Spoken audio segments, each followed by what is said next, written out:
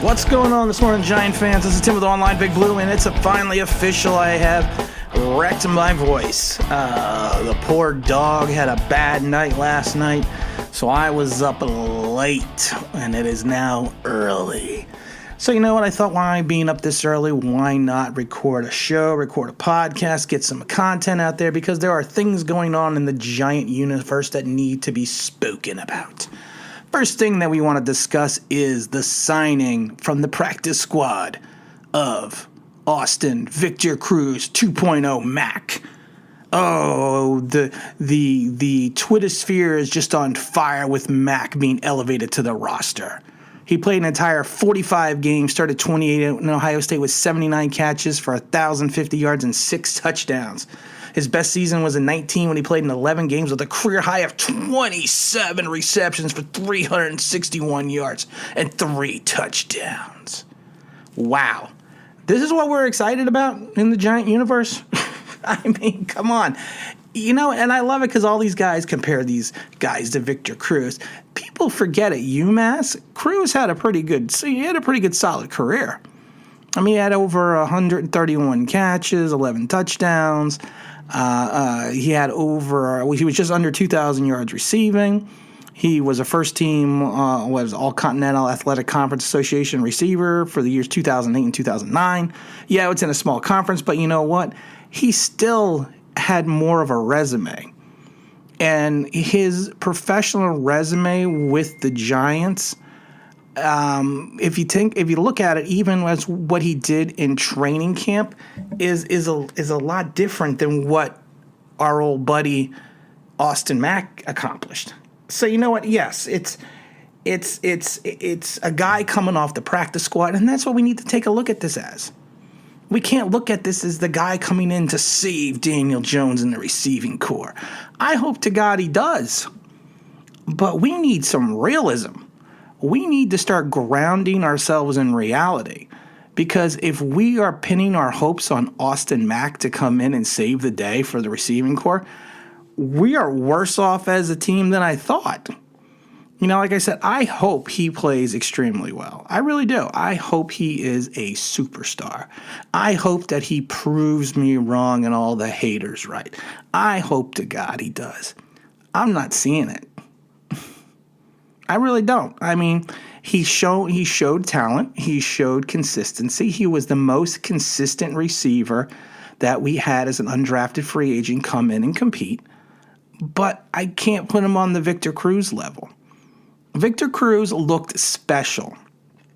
Right? When you saw Victor Cruz, I remember first seeing Victor Cruz in training camp.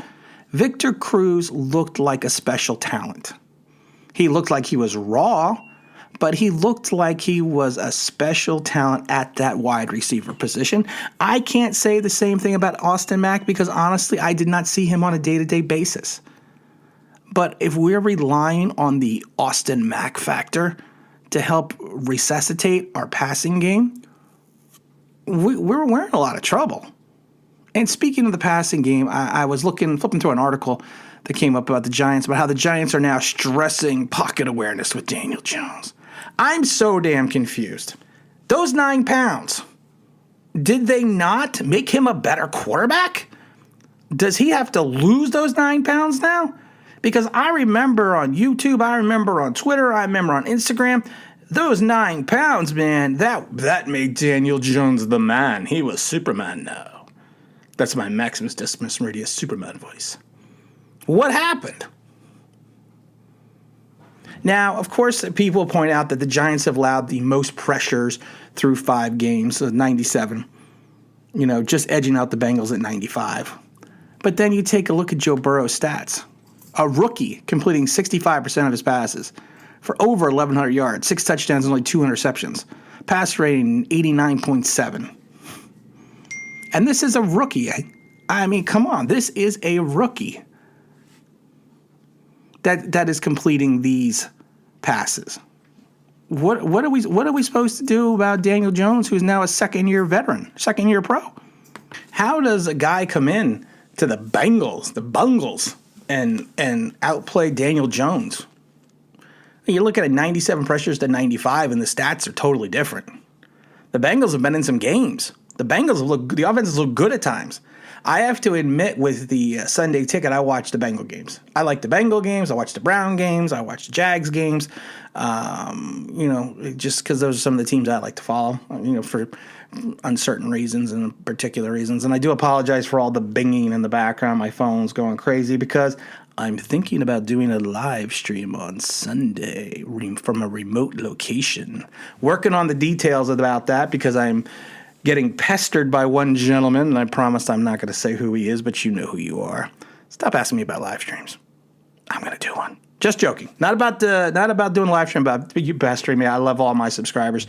I think they're fantastic. I think there's so many great commentaries and comments, and I like when you guys call me out. So, but yeah, I mean, Daniel Jones needs to figure out his pocket awareness, his pocket presence.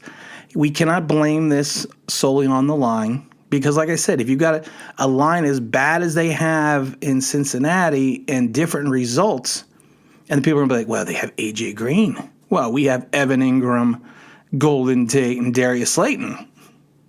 And Sterling Shepard would never get in the field. And Deion Lewis.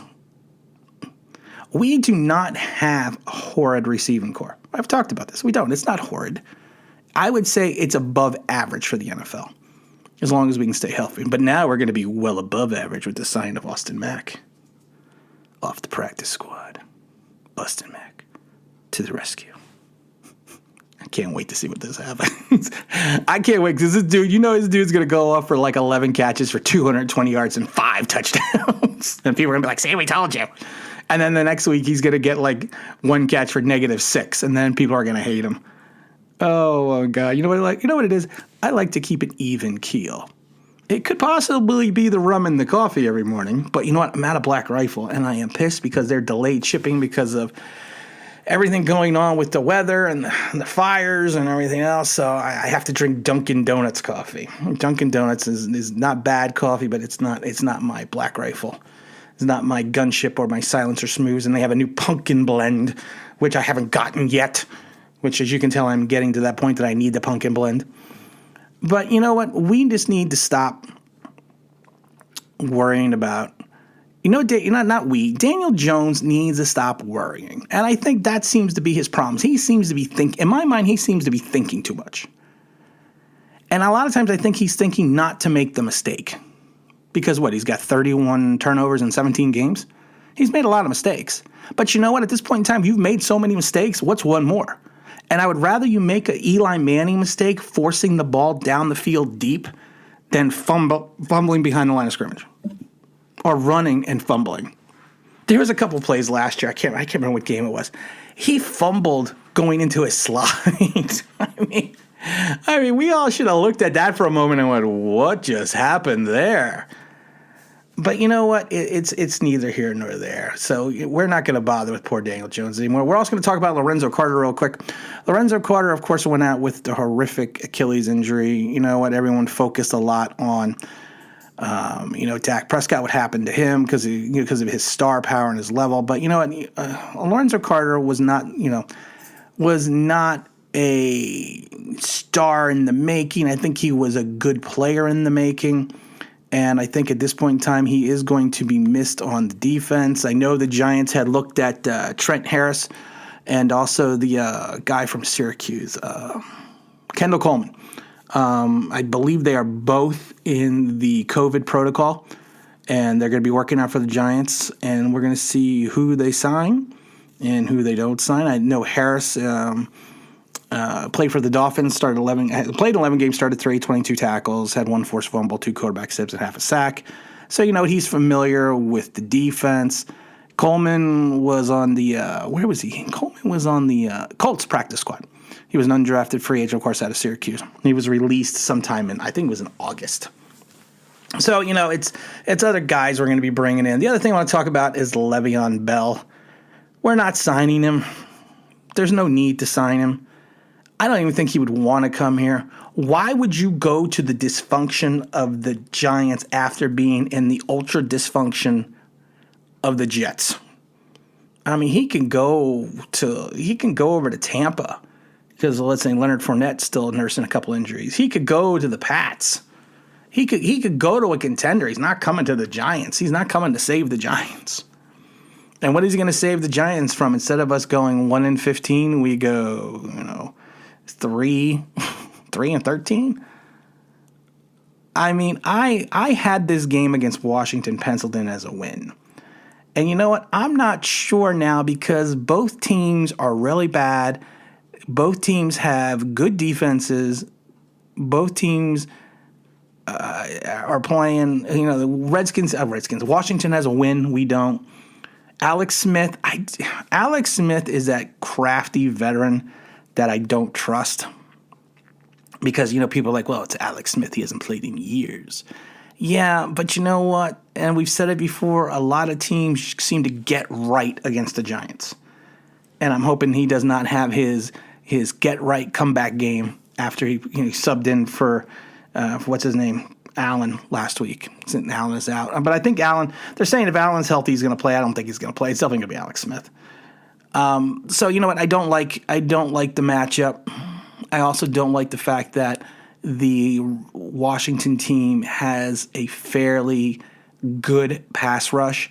And like I said, I think the league really started figuring it out the last couple of weeks with Daniel Jones, and in reference to you put the rush directly in front of him, put it right over the center, and put it right in his face and try to contain the edge so he can't run. He has to step up in the pocket and throw. And I think that is now going to be the blueprint for the league for the Giants. Just mark my word on that. But you know what? I think, like I said, we got a shot to win in Washington. I'm thinking about doing a live stream from a remote location, which is to be determined. Actually, I know the location. I got to check to see what the internet is like there. So we might do that. If we don't do that, we're going to try to do a live stream soon. I get a lot of requests for it, and honestly, you know what? I've been reluctant to do it only because of the fact that, Lord knows what the hell I'm going to say. And then it's going to be live. Oh, dear Lord. That's what my wife says. My wife says, you sure you want to do a live stream? Because I don't think there's a 7-second delay. But I don't think you need a 7-second delay on YouTube. So I don't think you need that. I don't think we need to worry about that. But you know what? We're going to do a better breakdown of the game on Thursday and give you a better idea. And again, this is Tim with Online Big Blue, bringing you the best in New York Giants sports talk and entertainment. And as always, if you could subscribe, if you're ringing the belly, you know what that means, that'd be awesome.